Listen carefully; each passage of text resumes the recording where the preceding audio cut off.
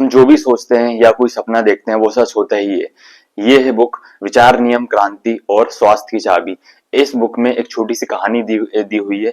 उस छोटी सी कहानी के थ्रू समझाया गया है कि हमारे जो थॉट्स होते हैं, हमारे जो वर्ड्स होते हैं वो कितने पावरफुल होते हैं। इस बुक में बताया गया है कि एक सेठ जी थे और उन्होंने अपनी सारी जीवन की जमा पूंजी करके हीरे जवाहरात रखे हुए थे और वो दिन रात यही सोचते थे कि कहीं ये हीरे जवाहरात चोरी ना हो जाए। वही उनका बेटा था, उसे पुरानी चीजें और जो एंटिक चीजें होती हैं, अनोखी चीजें होती हैं, उनका कलेक्शन करने का शौक था और वो इसका म्यूजियम बनाना चाहता था और वो इस बात के लिए भगवान को धन्यवाद देता था। और जो सेठ जी की पत्नी है वो मायके जाना चाहती थी और उसी नगर में एक चोर रहता था। वो चोर ये अब एक बड़ी चोरी करना चाहता था। वो सोचता था अब छोटी मोटी चोरियां बहुत कर ली हैं, अब उसे बड़ी चोरी करनी है। और उसी नगर में एक इंस्पेक्टर साहब रहते थे। वो बड़े चोर को पकड़ना चाहते थे ताकि पुलिस डिपार्टमेंट में उनका नाम हो और उनका प्रमोशन हो।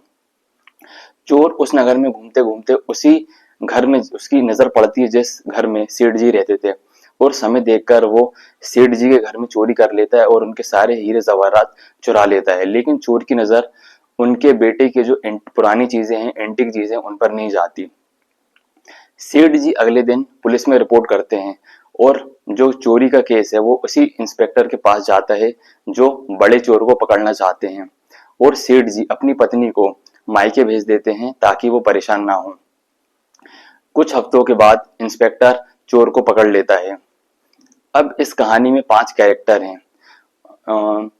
सेठ जी जिन्होंने अपनी सारी जीवन की जमा पूंजी एक जगह करके रखी है और वो यही सोचते हैं कि उनके जो हीरे जवाहरात हैं वो चोरी ना हो जाए, कहीं कोई चोर उनके हीरे जवाहरात चोरी ना कर ले। और वो चोरी हो ही जाते हैं क्योंकि वो नेगेटिव सोचते हैं। उनका जो बेटा है जिसे पुरानी चीजों का शौक है, उसने रोज भगवान को धन्यवाद दिया और उसकी चीज चोरी होने से बच गई।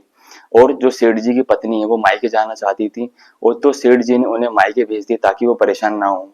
चोर बड़ी चोरी करना चाहता था जो कि उसने बड़ी चोरी कर ली। और इंस्पेक्टर जो कि बड़े चोर को पकड़ना चाहते थे, उन्होंने बड़े चोर को पकड़ लिया। इससे हमें पता चलता है कि हम जो भी सोचते हैं, हम जो भी सपना देखते हैं वो सच होता ही है। इस कहानी में 5 कैरेक्टर थे और पांचों का सपना जो था वो एक घटना से साकार हुआ। हम जो भी सपना देखते हैं, हम जो भी सोचते हैं वो सच होता ही है, चाहे वो किसी भी तरह से हो। इसीलिए हमेशा पॉजिटिव सोचिए और हमेशा बड़ा सोचिए।